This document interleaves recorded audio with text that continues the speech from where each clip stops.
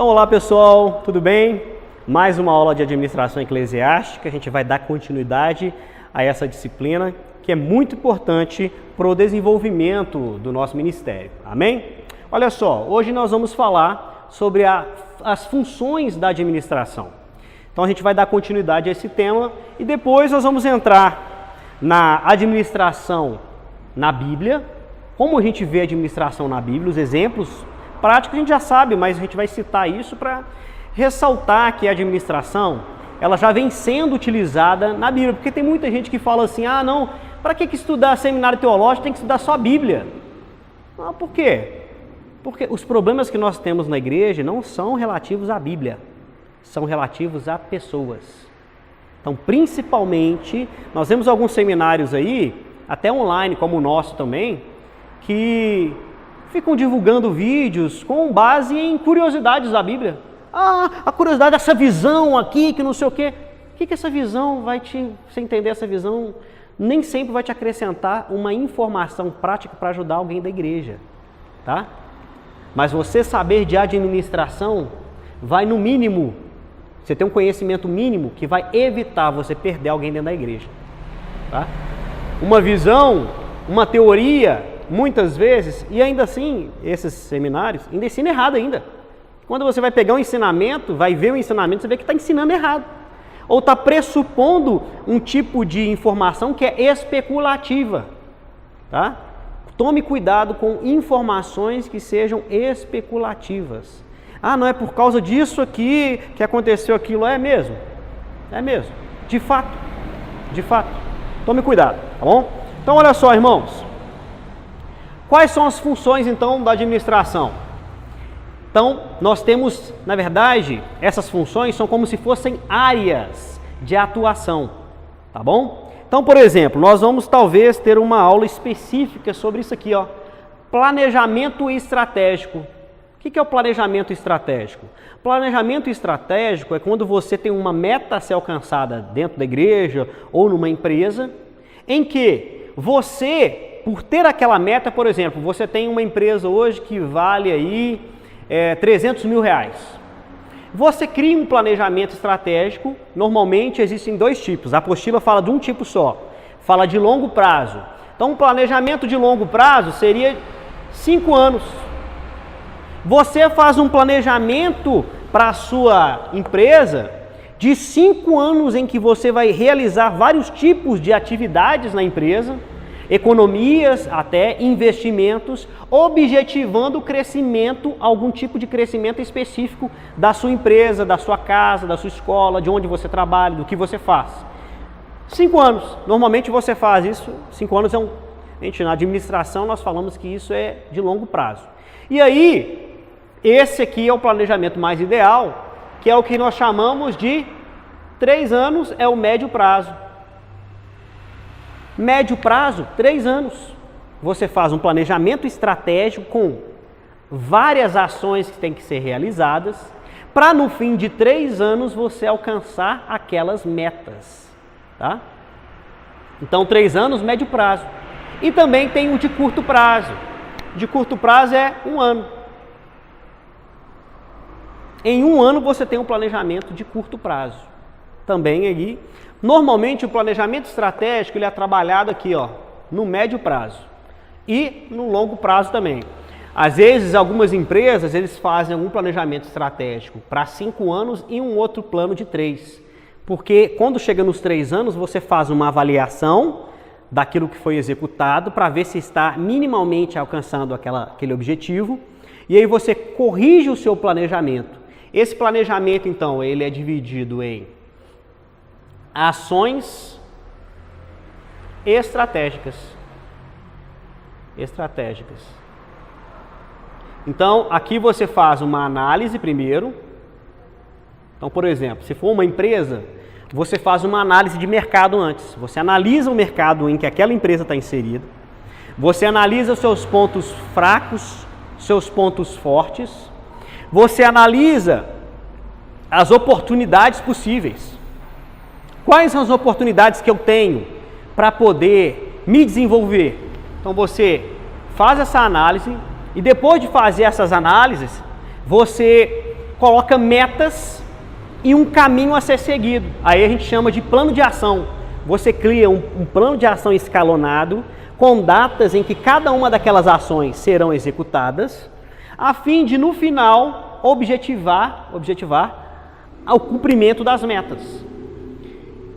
E aí, você faz para 5 anos, com 3 anos você faz uma revisão, ou você pode também fazer um planejamento de 3 anos, e em cada ano você fazer uma correção.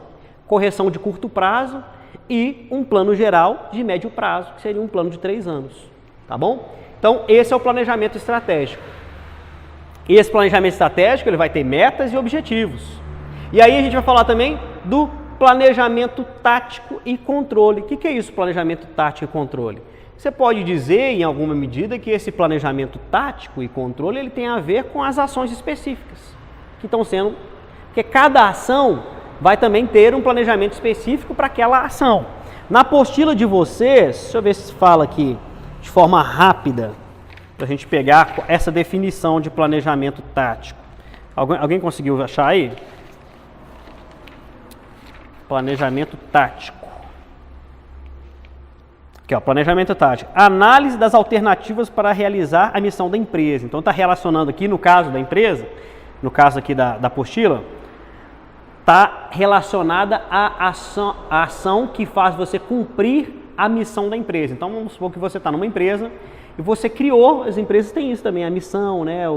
E aí você quer simplesmente se realizar enquanto empresa, no sentido de cumprir a sua missão, para realmente aquela missão que você está divulgando não ser ali uma informação supérflua, uma informação vazia, mostrar que você cumpre essa missão. Então você cria um planejamento tático para fazer o quê? Um controle dessa situação, para realmente aferir se você tem cumprido a sua missão empresarial. A organização aqui, ó, a função de organizar compreende, segundo aqui a apostila, a função de organizar compreende várias fases, como a elaboração de níveis hierárquicos e definição da estrutura organizacional. Então aqui tem a ver com a estrutura da igreja, que tem a ver também com o que nós vamos ver aqui depois, ó, com o organograma. O organograma também é uma forma de você organizar a estrutura da igreja. Então, por exemplo, uma igreja, você pode ter aqui, ó, um exemplo de organograma, né? Você pode ter aqui, ó, o pastor presidente. Você pode ter, depois, embaixo do pastor presidente, diretamente, um pastor local, se a igreja for uma ou duas igrejas, tá? Ou isso aqui também pode ser um pastor regional. E depois, pastor regional de várias igrejas. Aí você, aqui, ó, você vai ter vários pastores regionais, quando a igreja é muito grande, ó, vários pastores regionais. E em cada região você vai ter várias outras igrejas, pastores locais, vários pastores locais. Aí dentro de cada uma das igrejas tem os ministérios. Tem o vice-dirigente, aí vai ter outro ministério, aí vai ter outro ministério. Todos prestam conta para quem? Para o pastor. Tá? Então, essa organização também pode ser definida por um organograma. Tá? É uma forma de você definir a estrutura da igreja. É bom ter, irmão, é bom ter isso. Principalmente quando a igreja é muito grande, tem que ter. Porque senão, você assume um ministério e você não sabe para quem você presta conta. E às vezes a igreja tem mais de um pastor. Igrejas muito grandes, tem ali 5, 6, 10 pastores. E aí você não sabe a qual pastor você se submete. E esse pastor tem uma liderança e ele presta contas também para a sua liderança. E aí esse é o erro de alguns pastores também. Se você está numa igreja desse tipo, uma igreja grande como essa, você é liderado por um pastor, aí vamos supor que você é muito amigo do pastor presidente. Você é muito amigo do pastor presidente, mas você está aqui ou não? Numa igreja local. Aí normalmente esses pastores bobos, né, são pessoas fracas de mente, ele ao invés de tratar com o pastor que está aqui logo acima dele, ele vai lá no amigo dele que é o presidente, ó, Isso faz com que a pessoa, nesse sistema aqui, ela fique mal vista, porque ela não aceita liderança. Você tem que se submeter à sua liderança, porque a pessoa que não se submete à sua liderança, ela não tem, sob a sua liderança, pessoas que se submetam a ela. Então, olha só, quando você fura aqui um princípio, você quebra um princípio, ó, você tem esses obreiros aqui são obreiros, são ministérios da igreja, aqui tem pessoas liderando. Quando essas pessoas quebram aqui, ó, a hierarquia e vão lá para cima querendo resolver as coisas, quebram muitos níveis, né, ou quebram um nível só, a tendência é que os seus liderados façam a mesma coisa, porque você abre uma brecha na sua vida. Então, o certo é, assume o ministério dentro da igreja, se submeta à sua liderança. Ou se não, meu irmão, sai da sua igreja, vai para outra igreja, onde você se submeta. Porque tem que se submeter, tá? Tem que se submeter. E o pastor também tem que se submeter, tá? O pastor também tem que se submeter. Aqui, irmão, ó, quem que é o soberano? O soberano aqui é Deus, tá? Então, os membros devem estar submissos a Deus, os líderes de ministérios devem estar submissos ao seu pastor, submissos a Deus, e os líderes regionais e locais, todos têm que ter submissão a Deus. A submissão principal é a Deus, a de Deus, mas também a dos homens. E mesmo que aqui esteja errado, meu irmão, quando você se submete aqui, ó, Deus cobra da pessoa, Deus realiza a obra dele de qualquer jeito. Tá bom? Mas se você vê que o problema já é um problema doutrinário, que vai contra a própria palavra de Deus, aí você vê que não tem arrependimento, que a pessoa tem, que essa estrutura está corrompida, aí é o conselho que eu te dou, é não faça parte dessa estrutura, tá? Porque uma coisa é você errar por ignorância, uma coisa é você errar porque você é naturalmente falha, então nem sempre a gente vai acertar sempre, né?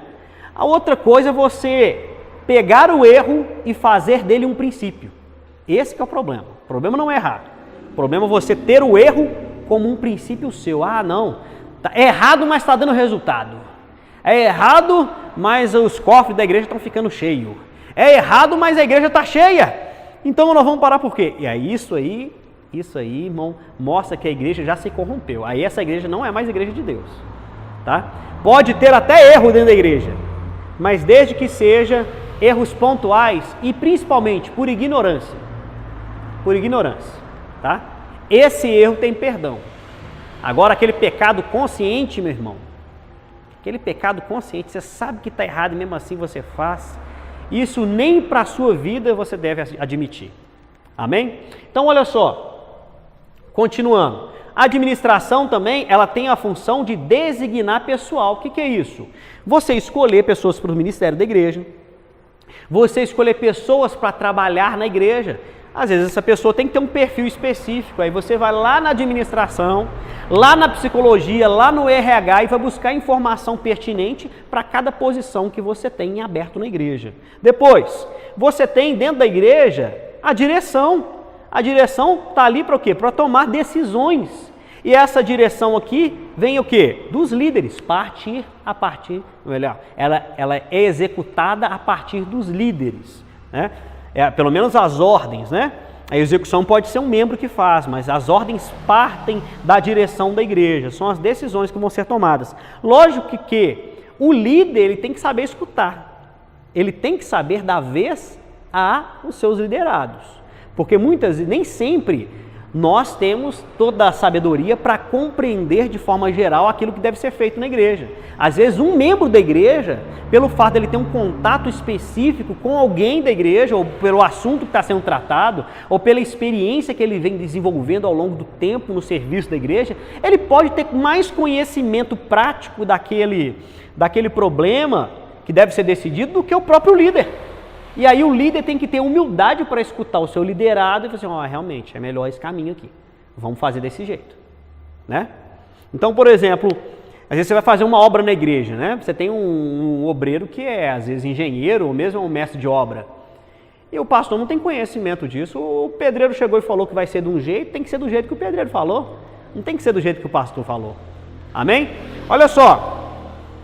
Aí, irmãos, aqui, para nós vermos que, ou comprovarmos agora, porque a gente vai entrar numa outra etapa a partir de agora, que é uma etapa mais detalhista enquanto a igreja, enquanto pessoa jurídica. Mas, falando ainda de administração, nós vemos que a administração ela era utilizada na Bíblia. Quando aqui, em primeiro lugar, olha só, Jetro, ele dá conselho, lá o sogro de Moisés, ele dá conselho, Moisés está ali administrando aquela situação no deserto, aproximadamente 2 milhões de pessoas que deixaram ali o Egito com ele, e ele estava lá exausto, porque ele gastava todo o seu tempo julgando as causas das pessoas que habitavam ali em comum no deserto. E Jetro falou assim, olha, você está se desgastando totalmente, você não deve fazer assim, não, divida o povo em números de tantos em tantos, e coloque lideranças de 100 em 100, de 1000 em 1000, e aí você vai dividir eles de tal forma em que os problemas que não conseguirem serem resolvidos nessas instâncias menores, aí sim você vai se ocupar desses problemas maiores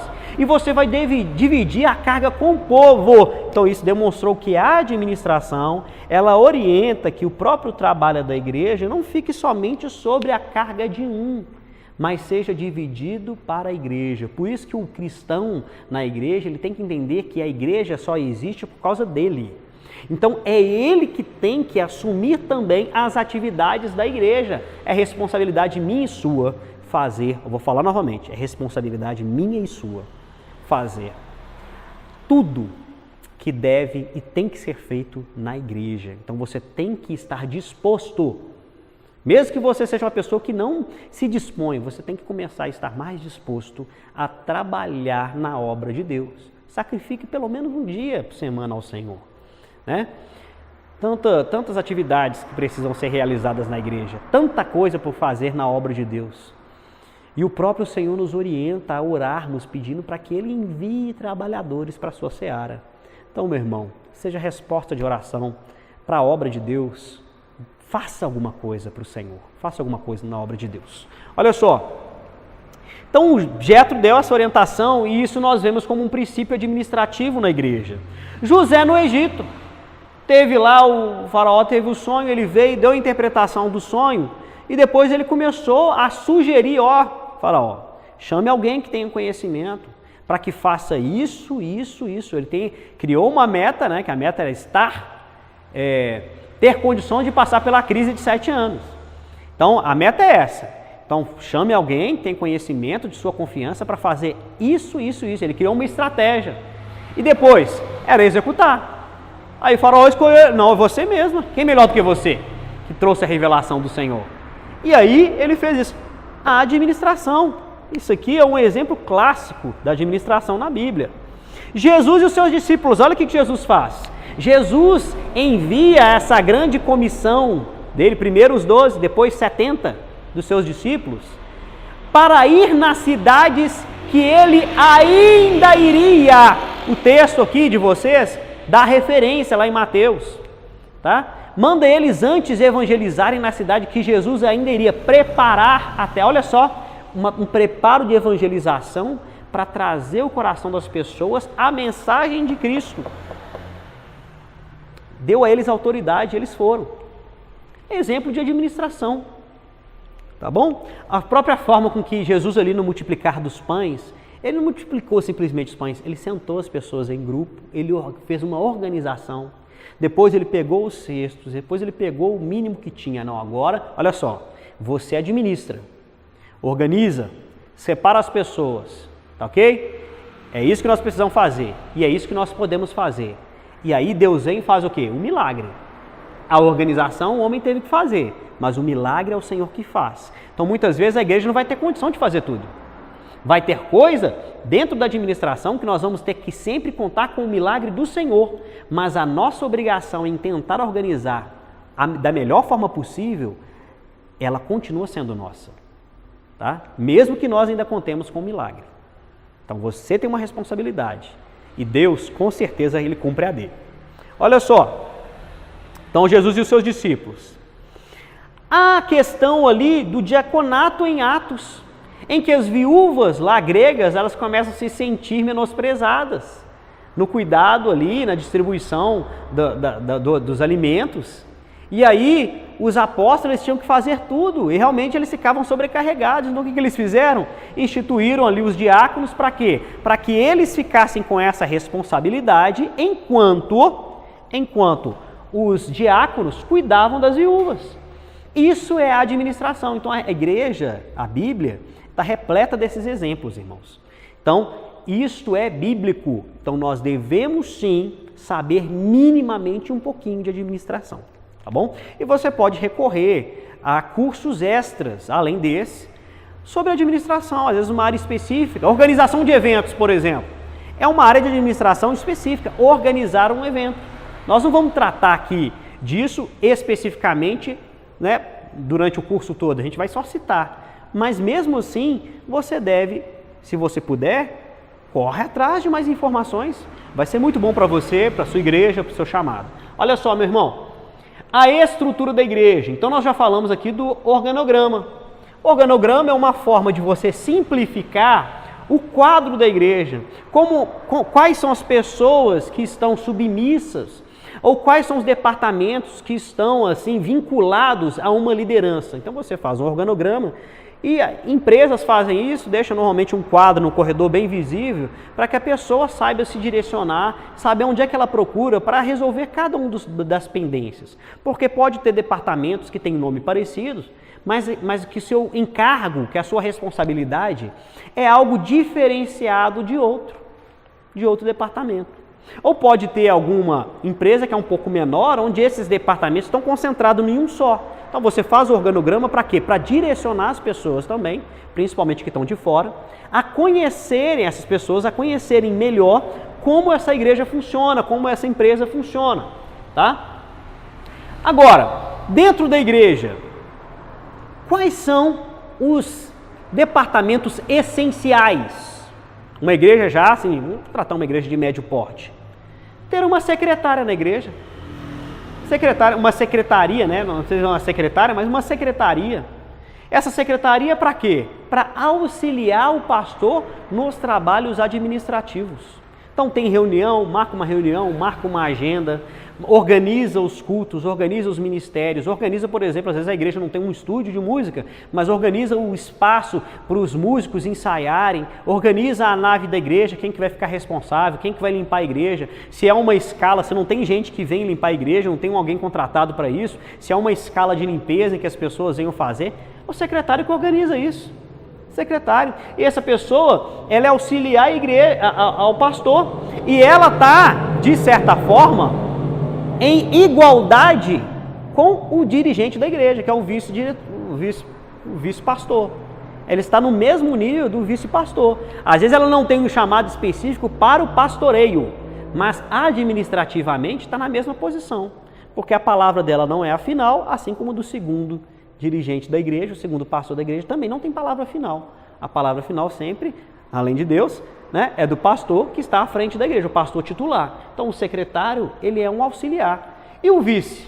Ele é um auxiliar do pastor também, da mesma forma. Só que ele é um auxiliar mais ministerial. E aqui, ó, é um auxiliar administrativo. Na apostila de vocês vai falar das qualidades de um secretário, tá bom? Da secretaria, quando você for escolher. Mas aqui, irmãos, tem que ser uma pessoa idônea, tem que ser uma pessoa que tenha testemunho, tem que ser uma pessoa fiel a Deus, realmente que ame as pessoas, porque tem que ser uma pessoa que trate as pessoas bem, que saiba escrever bem, sabe escrever, porque vai ter que fazer bilhetes, que hoje em dia, principalmente, que saiba mexer em rede social, que saiba mexer em computador, né? Que saiba que tenha um mínimo de afinidade com tecnologia, porque hoje em dia é tudo eletrônico, é tudo digital. Tem que ter essas qualidades. E, no mínimo isso, tá? Tesouraria. Quando você tem um tesoureiro na igreja, você tira de sobre o pastor uma carga muito grande de ter que ficar aí olhando dízimo, olhando oferta, olhando gasto. O pastor não tem que ficar por conta disso, não. O pastor tem que ficar por conta de cuidar de almas. Então, aqui, ó, o ideal é que essa pessoa seja uma pessoa que esteja empregada. Por quê? Não ser tentado, vai estar lidando ali com dinheiro toda hora, sabe? Aí está com falta de dinheiro, vai ser tentado ali a todo tempo. Então você tem que ser uma pessoa que tem uma vida financeira estável. Normalmente, a apostila também vai falar isso, é muito difícil conseguir alguém para cuidar dessa área dentro da igreja.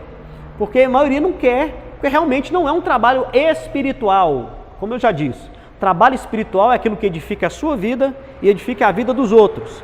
Contar dinheiro não edifica a vida de ninguém, tá? Isso aqui é contar dinheiro. Contar dinheiro não edifica a vida de ninguém. Saber onde é que vai gastar dinheiro não edifica, a não ser que você vai utilizar o dinheiro ali para comprar uma cesta básica, para levar para o carro, aí sim. Mas o caso aqui não é esse. O caso é contar dinheiro, prestar conta, tá? Isso aqui não é espiritual. Então, muitas vezes o erro do pastor aqui, ele perde muitos tesoureiros por causa disso, porque pega o cara, né? Eu já vi isso acontecendo em algumas igrejas. Entregou o dízimo aqui agora. Aí o tesoureiro pega ali o gasofilaço, né? Pega a oferta salva ali, leva para o escritório, fica o resto do culto todinho contando dinheiro. Não louva ao Senhor, não participa do louvor direito, não assiste a pregação, não é edificado através da pregação. Quando o pastor está dando a bênção, aí o tesoureiro aparece para pegar a bênção final. E olhe lá, se não fica mais tempo depois, dependendo do tamanho da igreja. Então, meu irmão, aprenda você que vai ser pastor um dia, ou que é um pastor, tá? Você tem que cuidar das suas ovelhas. Não é pegar a ovelha, colocar para ser tesoureiro e deixar ela cuidando do dinheiro da igreja e não cuidar mais dela. E aí a pessoa desanima, porque ela deixa de estar na igreja para ser edificada. Ela vem só para contar dinheiro, e aí contar dinheiro não edifica a vida de ninguém. Amém? Que Deus possa nos dar direção nisso. Olha só, mas o tesoureiro, como eu falei, ele precisa estar empregado, irmão. O ideal é que seja empregado, não porque a pessoa não tenha honestidade, mas para que ela não seja tentada e para que ela não gere escândalo. Quando você não consegue especificamente um tesoureiro, você pode fazer aqui uma comissão de irmãos, né? Igrejas mais antigas, igreja presbiteriana, por exemplo, tem em média 4 a 5 irmãos que fazem o recolhimento da oferta e a contagem. Fica 5 irmãos lá, ó. Conta aí, irmão. Um conta, os outros 5 ficam lá. E aí todo mundo assina. Assim, olha, foi tanto que foi recolhido, foi tanto, depois entrega para a direção da igreja, para o contador da igreja, desse jeito. Então, essa é a forma correta. E depois tem o quê? A prestação de conta, tá bom? Então, não vamos ficar muito tempo nisso não. Agora, a igreja, irmãos, ela é uma instituição jurídica. Eu quero só falar uma coisa aqui para o irmão. Acontece muito, sempre vai acontecer, igrejas começando, a igreja não tem necessidade de se registrar uma igreja que está começando. Por quê? Porque o direito a culto é livre no Brasil. Então a igreja não precisa ser registrada no Brasil. Por quê? O culto é livre. Religião nenhuma tem que ser registrada no Brasil. Por quê? Porque o culto é livre. Você pode reunir em qualquer lugar e fazer culto em qualquer lugar, de qualquer religião, tá? De qualquer religião. Quando você registra a igreja passa a ser uma pessoa jurídica. Então é como se fosse uma empresa, só que, aqui ó, sem fins lucrativos. É uma empresa sem fins lucrativos, como se fosse uma fundação, tá? E toda a fundação tem benefícios fiscais. Nós estamos vendo aí uma discussão a respeito de perdoar a dívida da igreja, né? Essas dívidas da igreja aí, muitas delas têm a ver com isso, e não é só da igreja, que a mídia fala igreja no geral, não é só de igreja, é das religiões. Quais? Todas. Todas as religiões, tá?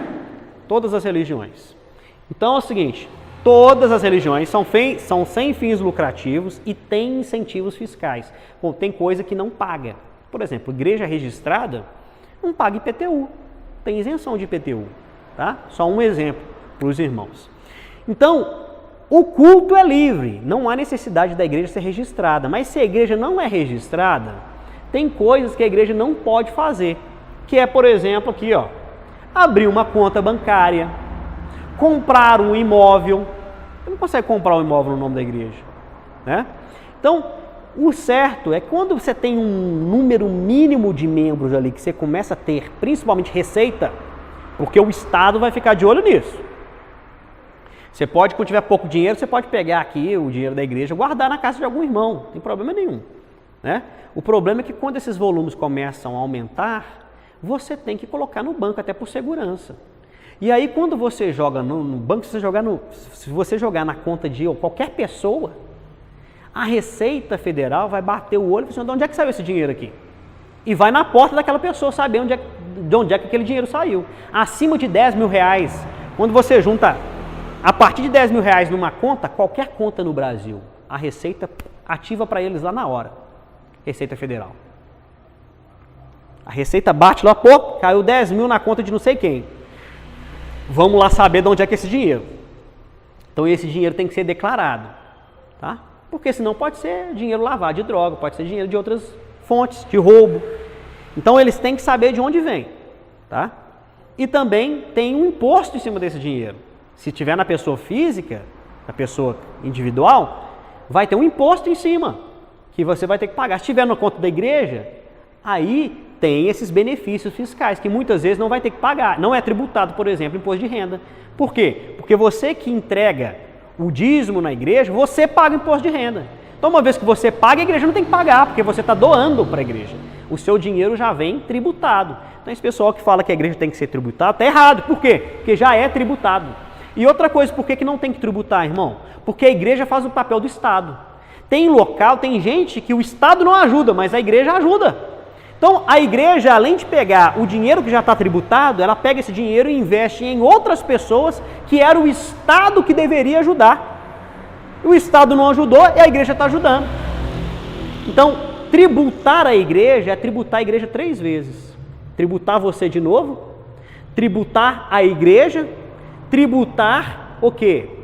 Um trabalho que era o Estado que deveria estar fazendo. Com o quê? Com o dinheiro que você já pagou. Porque o seu imposto de renda já ficou lá. Entendeu? Então, olha só, irmãos. Então, a igreja, ela é uma pessoa jurídica, tá? Sem fins lucrativos. E a direção da igreja, aqueles que são os líderes da igreja, o presidente da igreja, aquele que assinou lá a ata falando que ele é o presidente da igreja, ele responde civil e criminalmente pela igreja. Então, tudo que a igreja fizer socialmente, institucionalmente, de errado, quem vai responder qualquer processo contra ela? O líder da igreja, o diretor da igreja, o presidente do ministério, tá bom? Então tem que tomar cuidado. Tem gente que quer ser presidente de ministério, presidente, nem coloca na placa, presidente. Meu Deus, é vaidade. Essa vaidade, irmão. Amém. Se é presidente da igreja, tome cuidado, irmão. Tome cuidado. Tome cuidado. Porque tudo ali é uma responsabilidade tal.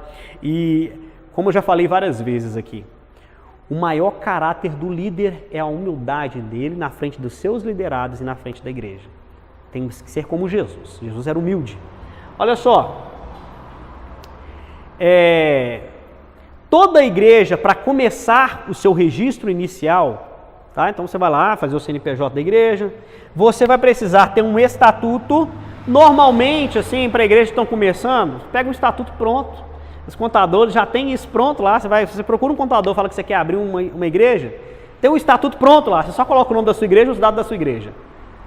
E aí você pega o estatuto, né? O ideal é você revisar o estatuto e alterar de acordo, né, com os princípios doutrinários que a igreja quer se submeter, né? E os princípios, principalmente os bíblicos, né?